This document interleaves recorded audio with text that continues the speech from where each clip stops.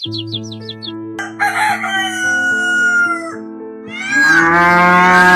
नाम का एक खुशहाल गांव था, जहां सुमित्रा देवी अपने भरे पूरे परिवार के साथ रहती थी। सुमित्रा देवी घर की बुजुर्ग और सम्मानित मुखिया थी। उनके 2 बेटे थे, बड़ा बेटा राघव और छोटा बेटा विशाल।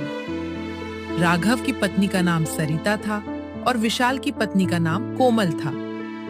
घर में सुमित्रा की एक अविवाहित बेटी आरती भी रहती थी।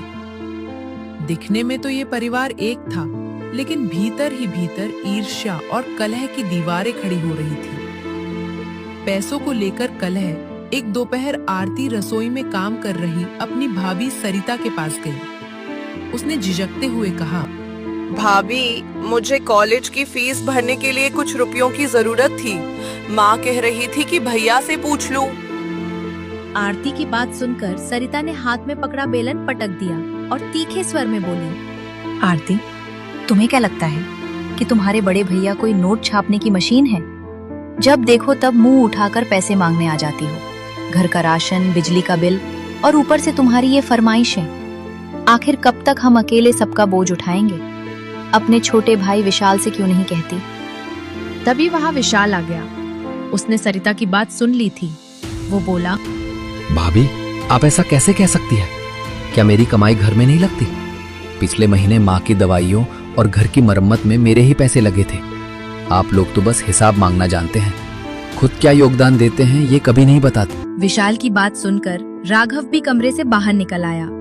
वो अपने छोटे भाई की तरफ देखकर बोला, विशाल, अपनी जुबान को लगाम दो। सरिता तुम्हारी बड़ी भाभी है, उनसे बात करने का ये लहजा ठीक नहीं है। और रही बात पैसों की, तो तुम जानते हो कि शहर में मंदी चल रही है, फिर भी मैं घर चला रहा हूँ। तुम अपनी पत्नी को घुमाने में पैसे उड़ाते हो और घर के वक्त हाथ खड़े कर लेते हो। भैया, अब आप मर्यादा पार कर रहे हैं। कोमल को बीच में मत लाइए। असली जादू तो इस घर में आपके पत्नी ने चलाया है, जिन्होंने आपको अपनों के खिलाफ परखाना शुरू कर दिया है। आरती ये सब देखकर रोने लगी। उसने चिल्लाकर कहा, बस कीजिए, मुझे किसी के पैसे नहीं चाहिए। आप लोग आपस में लड़ते रहिए, मैं जा रही हूँ यहाँ से। और वो दौड़ती हुई घर के बाहर निकल गई। जब घर में सन्नाटा था, विशाल अपनी माँ सुमित्रा देवी के पास गया। उसके चेहरे पर जिद और उदासी दोनों थी। माँ, अब इस तरह एक छत के नीचे रहना नामुमकिन है। हर छोटी बात पर तमाशा होता है। मोहल्ले वाले हमारी हंसी उड़ाते हैं।